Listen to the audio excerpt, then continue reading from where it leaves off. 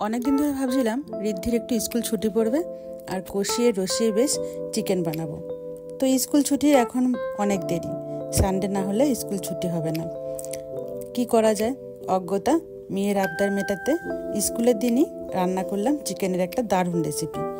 নমস্কার দর্শক বন্ধুরা, আমি দেবযানী আমার নতুন আরও একটি ব্লগে আপনাদের আবারও স্বাগত জানাই। সকালটা শুরু হলো চা আর বন পাউরুটি দিয়ে। এগুলো লম্বা সাইজের রুটি আর খেতেও বেশ মিষ্টি, চায়ের সাথে বেশ ভালো লাগে। তো সকালবেলা তাড়াহুড়োতে অনেক সময় মুড়ি খাওয়া হয় না, তো তখন এই রুটিগুলোই ভরসা।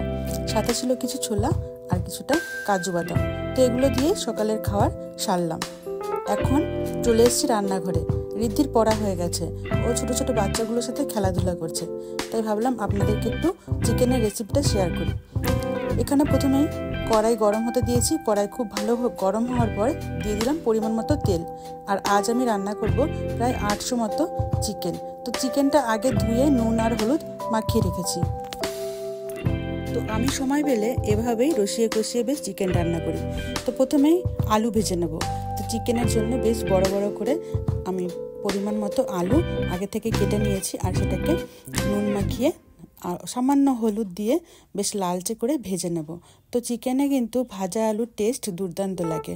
অনেক সময় কি করি, যখন মশলা কষাই তখন কিন্তু টুকরো করে রাখা আলুগুলো দিয়ে কষিয়ে নিয়ে জল ঢেলে দিই, কিন্তু এখন আমি আলুগুলোকে আলাদাভাবে ভেজে নেব, কারণ এভাবে একটু খেতে ইচ্ছা হচ্ছিল।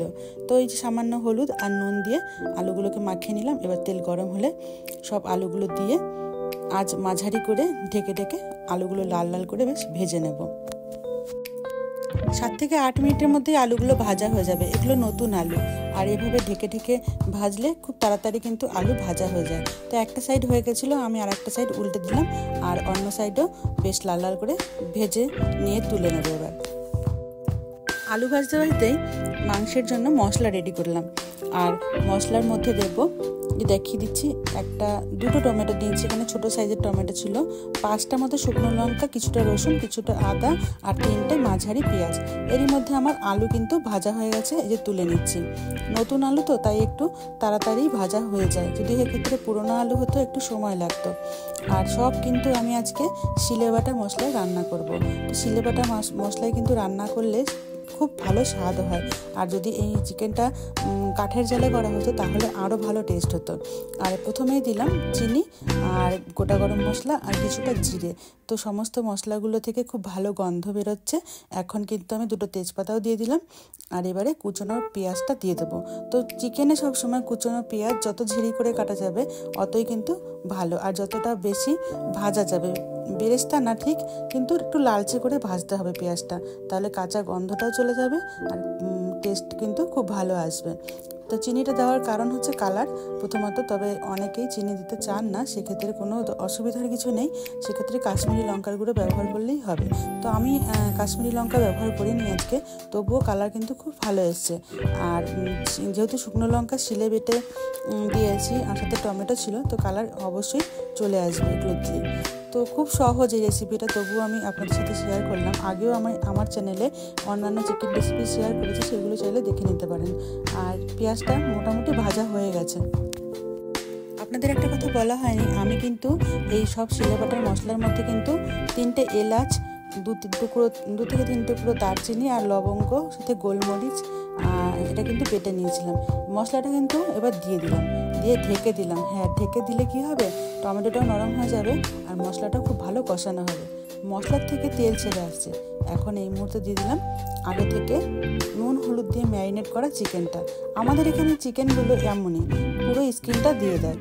তো আপনারা যেটা করবেন, যে অনেকে স্কিন খেতে চায় না, সেক্ষেত্রে বাদ দিয়েও কিন্তু দোকান থেকে আনা যায়। আর আমাদের গ্রামের লোকেরা এই স্কিনটা খেতে ভালোবাসে, তাই এভাবেই ছাড়ানো হয়। তো এবার অনেকটা জল বেরোবে, আর আঁচ কমিয়ে কমিয়ে এভাবেই কিন্তু আমি কষিয়ে নেব। যতক্ষণ না পর্যন্ত তেল ছেড়ে আসে ততক্ষণ পর্যন্ত চিকেনটা আমি কষাবো। দেখেছেন কত সুন্দর কষানো হচ্ছে। আঁচ কমিয়ে ঢাকনা দিয়ে এভাবে ঢেকে কষালে কিন্তু মাংসের স্বাদ দুর্দান্ত হয়। আর আমি ওই যে আগেই গরম মশলা দিয়ে দিয়েছি, তাই মাংসের যেটা গন্ধ থাকে সেই গন্ধটা কিন্তু আসবে না এভাবে যদি রান্না করা যায়। তো আমি সবসময় এভাবেই রান্না করার চেষ্টা করি। তেল ছেড়ে আসছে, আর এখন টুকরো করা আলুগুলো দিয়ে দিলাম। তো মাংসের সাথে কিন্তু টুকরো আলু পাতে বললে বেশ ভালোই লাগে। আর আলু যারা পছন্দ করে তো কোনো কথাই নেই। আমাদের বাড়িতে একটু আলুটা সবাই পছন্দ করে মাংসের সাথে, তাই একটু বেশি পরিমাণ আলুই দিয়েছি। তো আপনারা আপনাদের পরিমাণ মতো এখানে আলু ব্যবহার করতে পারেন। এবার মাংসের সাথে আলুটা আবারও কিছু সময় কষিয়ে নেবো। অন্যদিকে কিন্তু আমি জল গরম বসিয়েছি। হ্যাঁ, সবসময় চেষ্টা করি রান্নাতে গরম জল ইউজ করা। গরম জল দিলে মাংসের স্বাদটা খুব ভালো আসে। আর এখন এই যে আলুর সাথে চিকেনটা এভাবে কষিয়ে নিতে খেতেও বেশ ভালো লাগবে। আর যেহেতু আলুটা ভাজাই রয়েছে আর চিকেনটায় অনেকক্ষণ কষিয়েছি, তো তাই বেশিরভাগটাই সেদ্ধ হয়ে গেছে। আর সামান্য জল দিয়ে কম আঁচে ঢেকে দিলেই কিন্তু হয়ে যাবে। তো ওই সাইডে আমি গরম জল করতে বসিয়ে দিলাম, এদিকে চিকেনটা এখনও কিন্তু কষানো চলছে। তো আমি কয়েক পিস এখান থেকে চিকেন ঋদ্ধির জন্য, যেগুলো খুব ভালো সেদ্ধ হচ্ছে, সেগুলো তুলে রাখবো, কারণ ও আবার একটু কষানো চিকেন খেতে ভালোবাসে, আমিও ভালোবাসি। তো দুজনেই খাবো, তাই কিছুটা চিকেন আবার তুলেও রাখবো। তারপরে এখানে গরম জলটা মেশাবো। আর গরম মশলা কিন্তু লাস্টে আর দেবো না, কারণ জিরে গরম মশলাটা বেটে কষানোর সময় আমি দিয়ে দিয়েছি। আর ওই যে স্কিনটা দেখলেন, ওটা খুব ভালো সেদ্ধ হয়ে গেছে, তাই তুলে নিলাম। এভাবে কয়েক পিস তুলে নেব।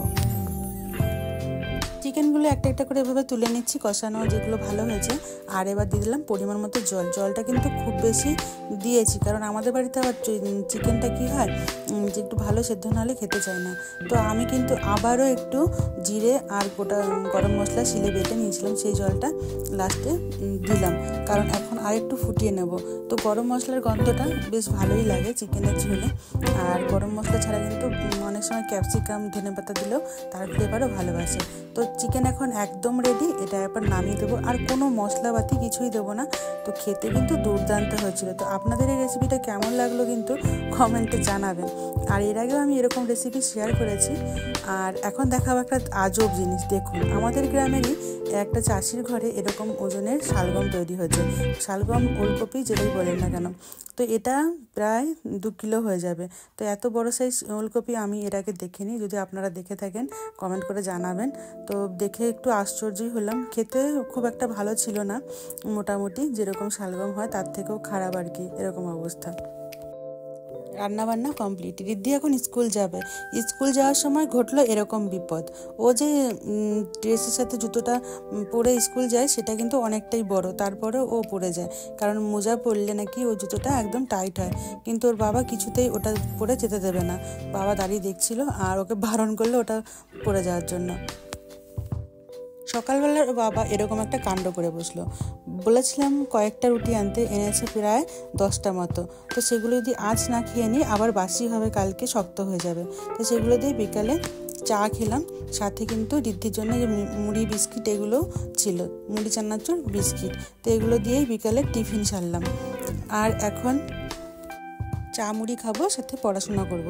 তো এটাই ছিল আমার গতকালকের একটা ব্লগটা কেমন লাগলো আপনাদের কাছে অবশ্যই কমেন্ট করে জানাবেন। সবাই ভালো থাকবেন, সুস্থ থাকবেন।